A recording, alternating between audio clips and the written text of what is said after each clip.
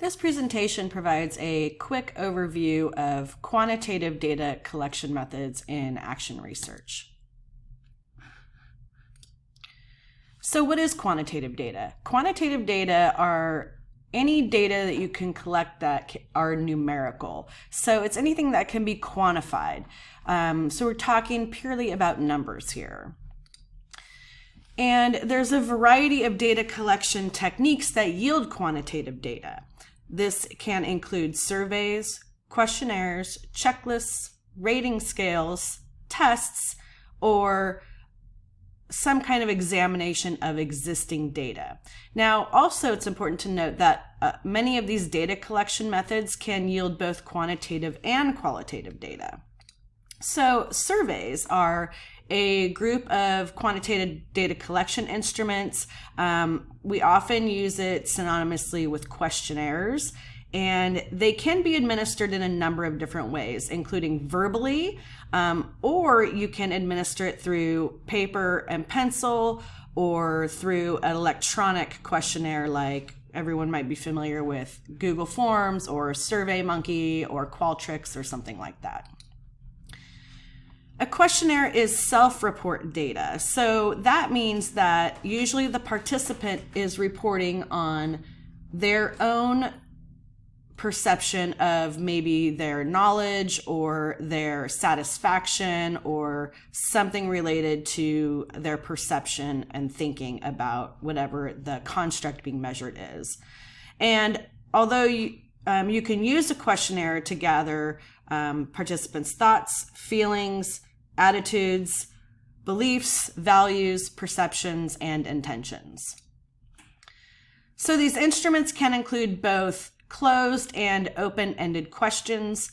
Closed-ended questions are where there's a fixed answer, like yes-no answers, or where you have multiple choice answers, where the answers are already selected, or like scales, such as a Likert scale. And a Likert scale are going to be discussed on a following slide. Open-ended questions are where the participant can freely answer using maybe a word or a short response or even a like paragraph or longer style response, where they can answer with any words that they want. They're not choosing from preset selections. So there are a couple types of answers. So yes, no would be only two choices. Multiple choice would include a variety of choices, and 2 to 5 are in the typical range. Multiple choice answers can also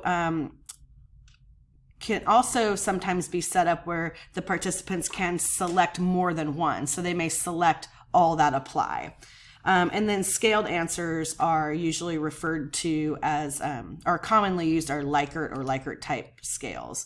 And Likert scales begin with a statement that asks the participants to respond to what extent they agree or disagree with a statement.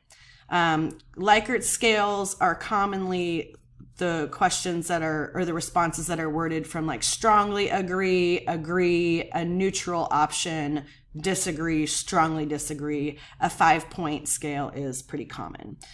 They also can measure the frequency with the continuum aligned to time measurements like months, weeks, days, or how often something occurs or doesn't occur. Another type of quantitative data are tests. These are really common. It can be like, an example is IQ tests, where you end up getting a score in the end. It can be the percent correct on a score.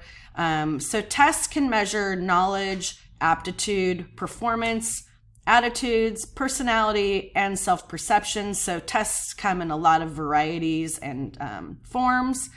Standardized tests are designed by psychometricians, and psychometrics is a branch of statistics that has to do purely with establishing the reliability and validity of a test instrument, and they usually use some kind of group norms to reference that. An example is any of the standardized tests that we use in the state of California. They are usually developed by a publisher. ETS is a really popular one that it has a lot of the contracts for developing tests.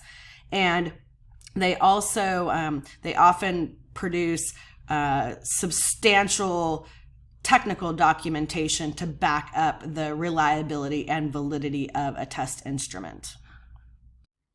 And while I don't want to get too hung up on looking at tests, I will show you an example here of,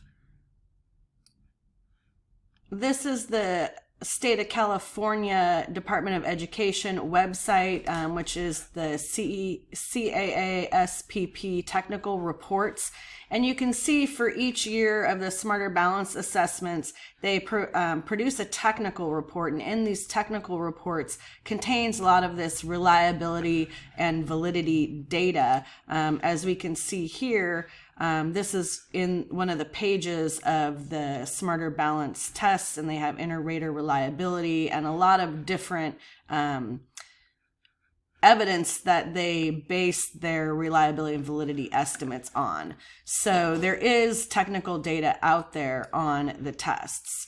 So know that that is usually a matter of public record. But tests are not always frequently used in action research data. They're not the main data collection method, because you're usually, like state test data only comes out once a year. You're using tests that can give you the contextual information that you need in action research. So it might be more like a short assessment that you may use. They can also provide outcome data in action research, such as looking at changes in test results, which might be your dependent variable. So again, these are typically tend to be created more by the teacher. A checklist is another quantitative method where you might be looking at a list of behaviors, characteristics, criteria, skills, or other information, and usually it is only two answers, which is dichotomous, meaning two choices, like present or not present, observed or not observed, or completed, not completed. Another way to use checklists might be using tally marks to quantify the number of times a behavior or characteristic was noted. So checklists are really quick, but they don't really provide a lot of detail or depth to the information. So we want to be careful not to confuse a checklist with observations. You can use a checklist in an observation, but in this case, it's quantifying the observation versus using a qualitative approach to observations where you're cataloging rich descriptions of what you're observing. Two big things to know about quantitative data methods and qualitative also are that validity and reliability are important. And reliability, these are characteristics on how we can determine how accurate the data we're collecting is. Validity refers to whether you're actually measuring what you're purporting to measure. So are you really looking at what you're describing? Reliability refers to the consistency of that data being collected. And both of these are really important ideas. So when data are valid, and the data refers to the scores or whatever you're collecting, is that it is measuring what it intends to measure. So you might ask yourself, did I measure what I was intending to measure?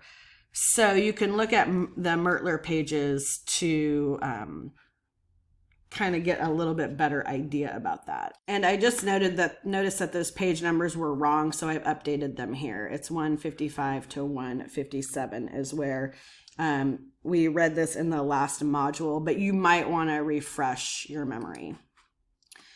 So there are statistical measures that are used to determine reliability and validity. And for action research, we don't always get this technical.